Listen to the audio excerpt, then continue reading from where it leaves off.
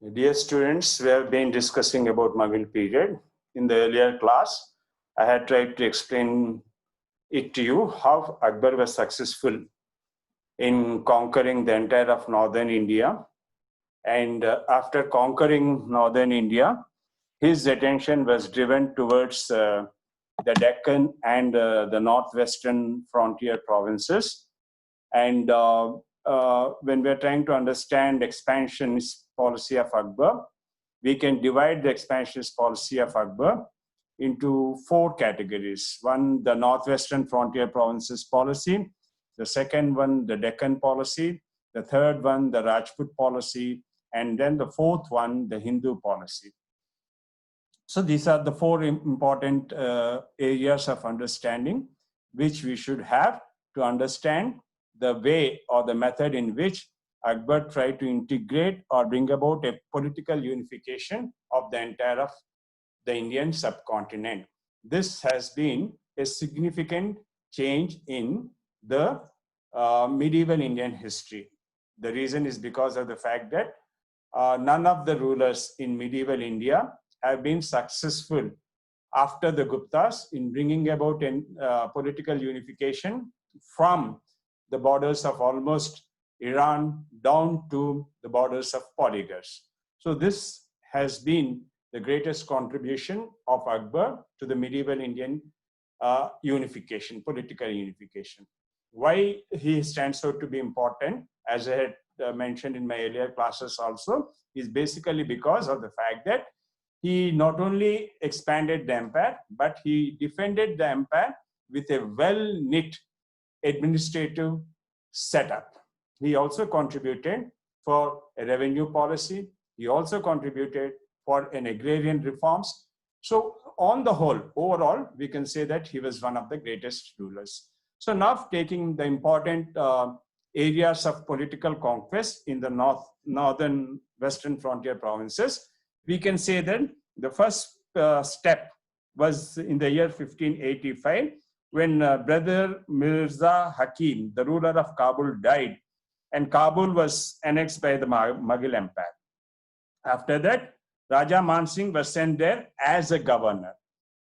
After this, the turbulent Pathan tribes of the northwestern frontiers were subdued. Birbal, who was sent against them, was killed in action. 1586, when Akbar was in the court of Lahore, the beautiful valley of Kashmir was conquered by Raja Bhagwan Das from its Sultan Yusuf Shah. It was made a part of the province of Kabul.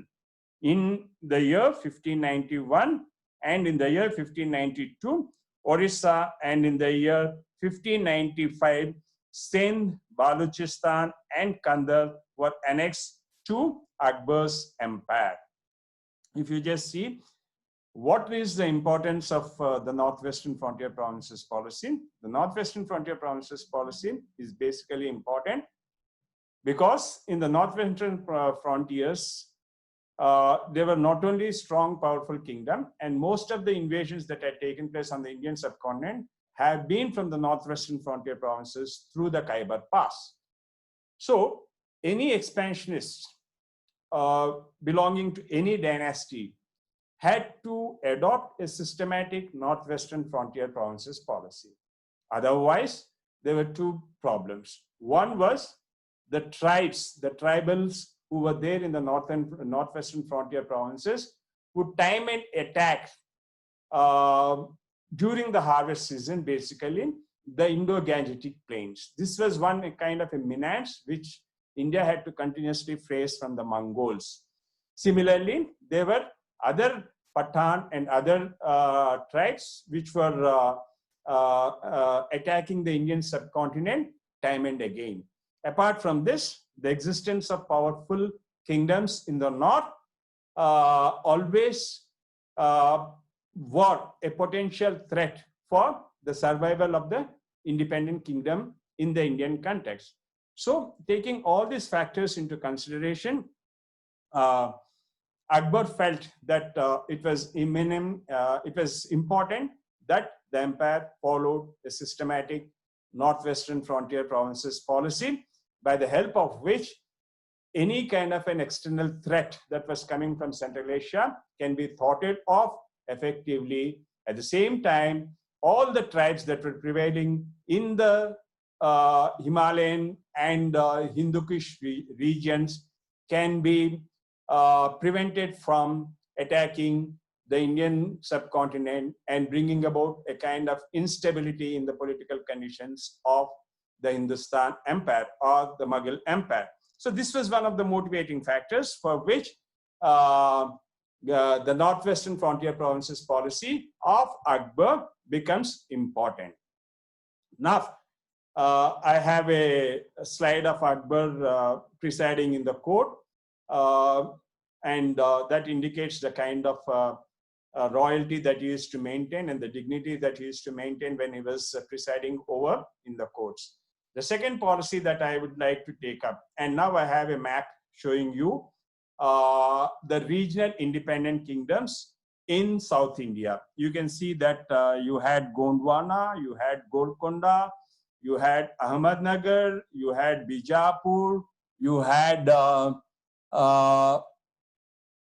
Polygars and other independent kingdoms. So that itself is an indication of the fact that the northern consolidation, after the northern consolidation, after having some kind of an understanding over the northwestern frontier provinces, Akbar was concentrating on the Deccan policy, which is an important factor for the imperial unification of the Indian subcontinent under the Mughals.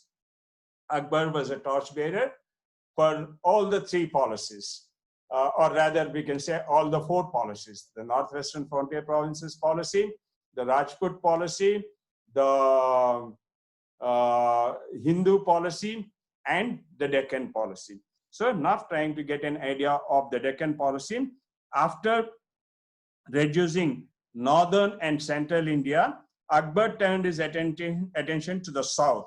It was a favorable opportunity since the Deccan states, Bijapur, Ahmednagar, Golconda, etc., were at war with each other, which means that here when we are trying to understand, as you can see, the Gondwana, the Golconda, and Ahmednagar and other regions, Akbar, after Akbar had ascended the throne in Delhi, there was a kind of a political instability in this particular region, and that fratricidal wars between the Deccan states creates an opportunity for Akbar to interfere in the Deccan states and take up an expansionist policy towards the Deccan state. In the beginning, he very politely asked most of the Deccan states to accept the suzerainty of the Mughal Empire, and as and when they refused to accept the suzerainty, he comes up with certain demands. At particular point of time, there was a kind of a problem which the southern Deccan states were facing, which was very effectively taken over or handled by Akbar, and the expansionist policy was taken up by Akbar in the Deccan regions. So the first area that we can see is the area of Ahmednagar. You can see Ahmednagar very clearly in the map. Ahmednagar was ruled by a brave Sultana, I should say Sultana, Chandi Bibi, and she was an aunt of a minor king, Murad.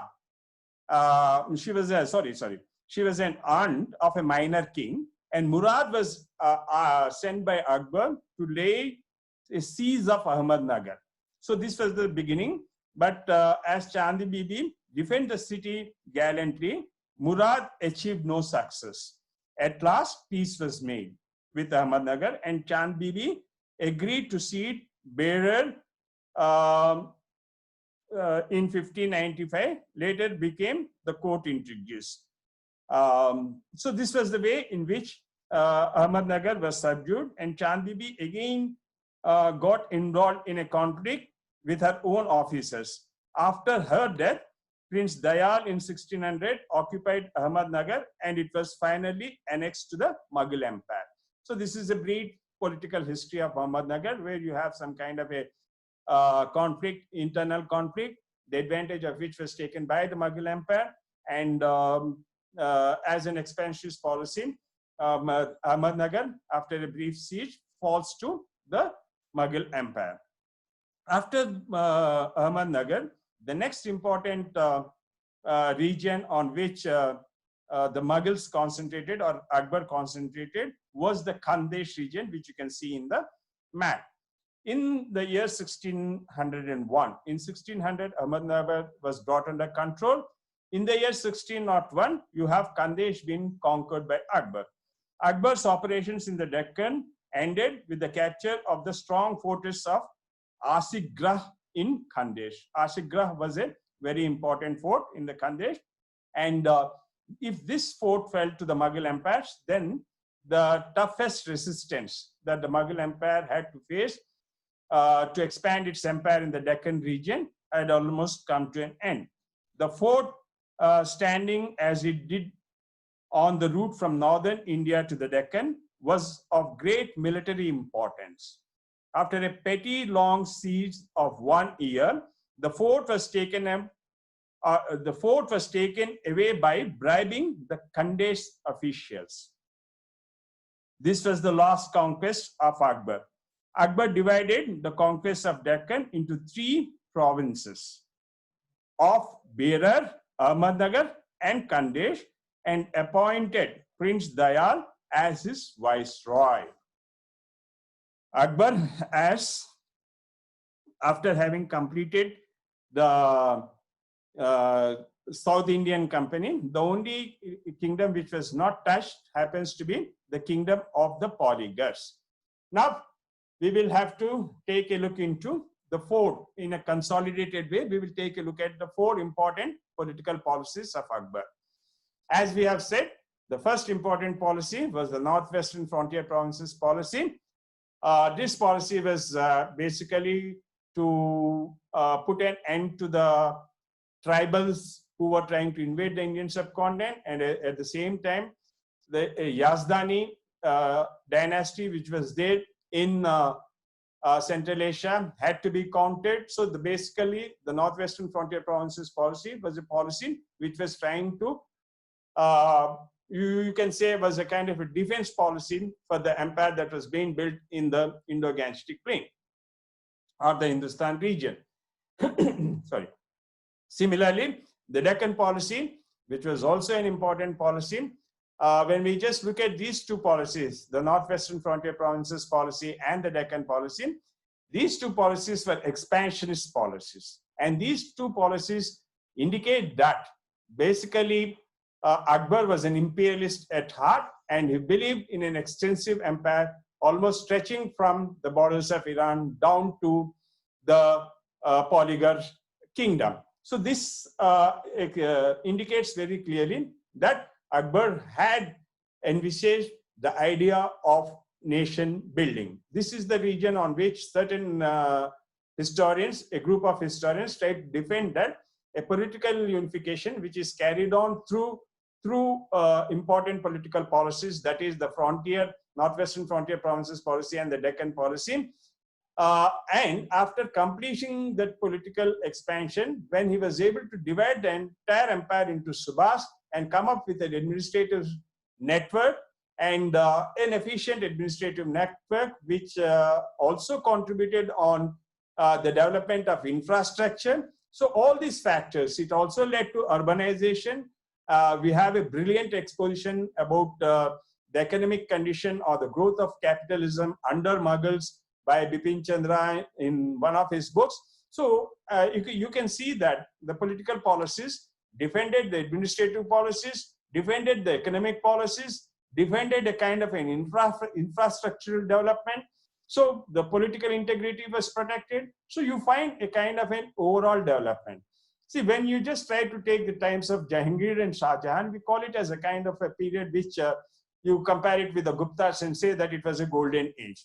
Unless or until the kind of political stability, the socio-economic integration, and the cultural homogeneity that Akbar had tried to bring about in his particular period, that kind of goldenness would not have been, or a kind of a prosperity and plenty based on which we are trying to call it as a golden age, would not have resulted during the times of Jahangir and Shah Jahan. That itself indicates the importance of the political policies, especially the Northwestern Frontier Provinces policy and the Deccan policy, which political motivations, political factors in following or shaping up those policies which have resulted in the political integration of the Indian subcontinent. Taking the other two policies, the Rajput policy and the Hindu policy, these two policies, we can say that basically were aimed at defending the political policies, which had to some extent social implications and historical circumstances, necessity of historical circumstances. For example, if you take the Rajput policy, the Rajputs were a potential force, and the Rajputs can never be eliminated from the mainstream of political activity. Traditionally, the Rajputs have been the torchbearers of the political integrity of this particular region. The fact that they lost the wars does not mean that they were eliminated. The difference between the Afghans and the Rajputs was that the Afghans could be driven away as they were not the original inhabitants of this particular region. But in the case of the Rajputs can never be eliminated. The reason is because of the fact that they were an indigenous force of the Indian subcontinent.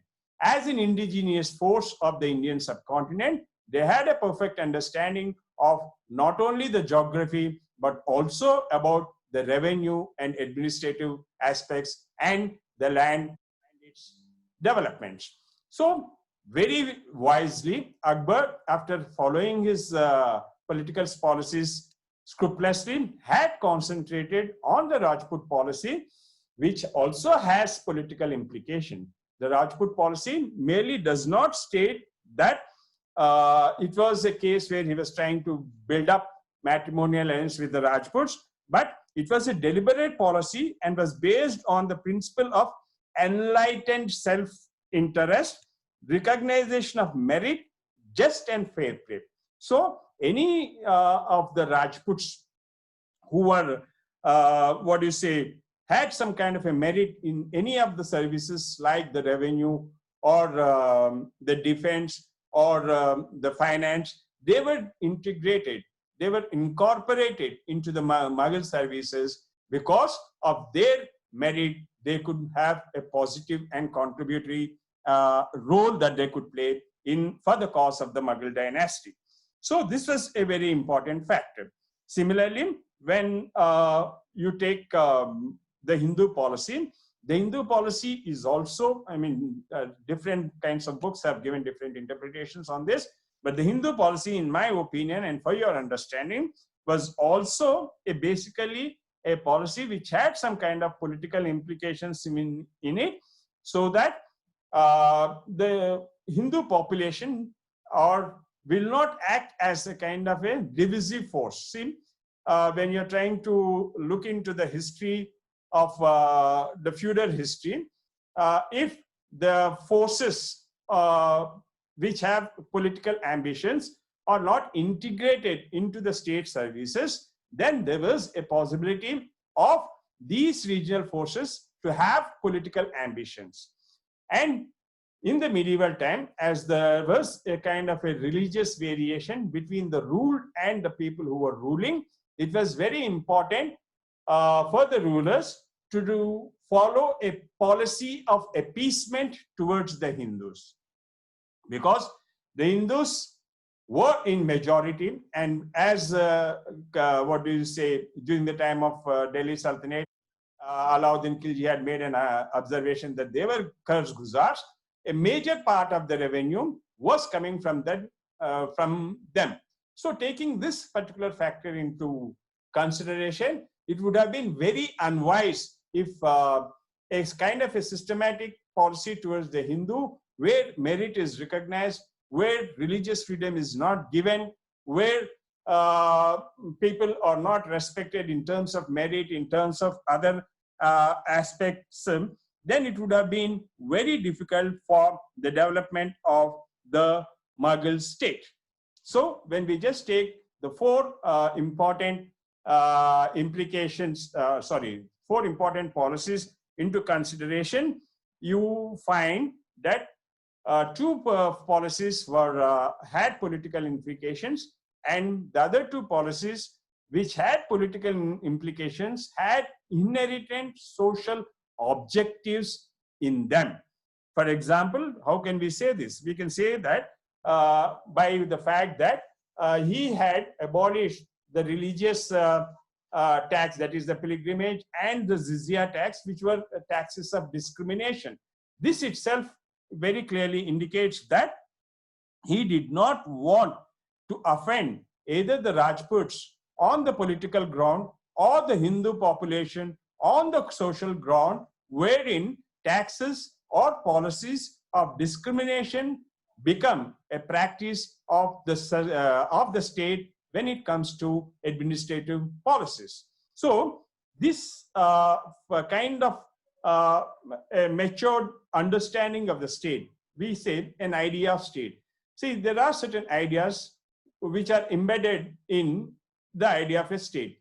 An idea of a state is not just an expansionist policy which gives a geographical definition, but the idea of a state should have within it the ideas of administration, the ideas of justice, the ideas of jurisprudence, etc. So when we try to postmortem and try to understand each and every policy of Akbar, we can very clearly see that in each and every policy, there was an idea of a state. And this was the strong ground on which the Mughal Empire was built. And when we take the four important rulers, Akbar, Jahangir, and Shah Jahan into consideration, Akbar, Jahangir, Shah Jahan, and Aurangzeb into consideration, the idea of state, which was envisaged as by Akbar, of transforming the state into a non-theocratic benevolent state, was scrupulously followed by Jahangir and Shah Jahan. So as long as Shah Jahan and Jahangir were the rulers, there wasn't much of a problem with the Mughal state. The northwestern frontier provinces policy remained the same. The Deccan policy with slight changes was followed. The Rajput policy almost remained the same, and the Hindu policy also remained the same. But the problem had come up when Aurangzeb had become the emperor of Mughal India, where he did not touch the northwestern frontier provinces policy and the Deccan policy, but he made certain changes of the Rajput policy and the Hindu policy, as a result of which the Mughal Empire collapses in the year 1707. I'm not trying to argue completely that the Rajput policy and the Hindu policy were the causes for the decline or the downfall of the Mughal Empire, but Akbar had a completely different conception of state, and Aurangzeb had a completely different conception of what a state was. So the Rajput policy and the Hindu policy are very important in the medieval period of time, where these two policies had transformed the Mughal state into a benevolent state, where there was a kind of a religious toleration, where, when you just try to go a little deeper, when the Ibadat Khana was established in the year 1575, this was a house of worship. It was built in Fatehpur Sikri, where the people from different kinds of religions, like for example, Christians and Zoroastrians, Jurans, Hindus, etc., they were brought together, and the best of all religions were being taken. So if you just try to see the two importance of these two policies, that is the Rajput policy and the religious policy, and his relations towards and with the Rajputs, had brought some kind of a change in the way the Mughal Emperor Akbar was thinking about not only the state, but the people. The people become an important factor in his understanding of the state. So to bring about a kind of a uniformity, he even goes to the extent of finding up a religion which is popularly known as the Din Hilai, and it was based on the idea of one God. When he was trying to talk of the idea of one God, he was trying to have a kind of a message loud and clear to the people that this would be more in the interest of the state and more in the interest of the political fortunes of the empire. So the political fortunes and the social needs of the state had taken topmost priority in Akbar's understanding of the medieval state. So in 1579, he even goes to the extent of passing on an infallibility decree on himself, and tries to marginalize or minimize the interference of the ulema in the political, social aspects of the Mughal state. So this was all an indicative of the kind of importance that he had given. So when you're trying to understand this Hindu policy, it had, though it was had its roots in what do you say, political factors of the then contemporary prevailing conditions, it also had some kind of a social and economic implications, and overall the interests of the state and the people. Similarly, the Rajput policy also had some kind of social and economic interest, because if you just try to see during the times of Akbar and after that also, the two most important ministries, that is defense and finance, were given to the Rajputs, and they had played a very important role in integrating the divisive forces of the Mughal Empire. So we can say that based on the broad religious understanding that Akbar had when he was talking of whether it was Din Hilai, or whether when he established the Ibadat Khana, or when he was trying to build up matrimonial relations with the Rajputs, it was not just that he was trying to take the contemporary times into consideration. He was trying to take he was trying to relate the contemporary political, socio-economic interests of the state on a longer period. And that is the reason, though rulers like Jahangir had said that I have bequeathed my crown and throne for a cup of wine and women, the Mughal Empire remains to be a powerful empire. The reason is basically because of the different kinds of policies that Akbar had taken up. Not only the administrative roots, but the political roots also had taken deep roots into the Indian subcontinent. So these changes contributed for the development of a very strong, powerful empire in the medieval period. There are certain other smaller, examples also, which try to give you that he maintained very healthy matrimonial relations. He participated in the Hindu festivals, had not allowed the destruction of any temple during this particular period. All these factors go into an idea of trying to give you the kind of an effort that he had put up in integrating the different kinds of forces, whether you call them political forces or whether you call them the social forces in the medieval Indian context. So in the next class, we will just try to take up other aspects of Akbar and then consider it as a link to understanding the times of Jahangir. And we will also examine the same policies under Jahangir, under Shah Jahan, and under Aurangzeb, and see how the fortunes of the Mughal state kept on changing from one ruler to another ruler. Thank you.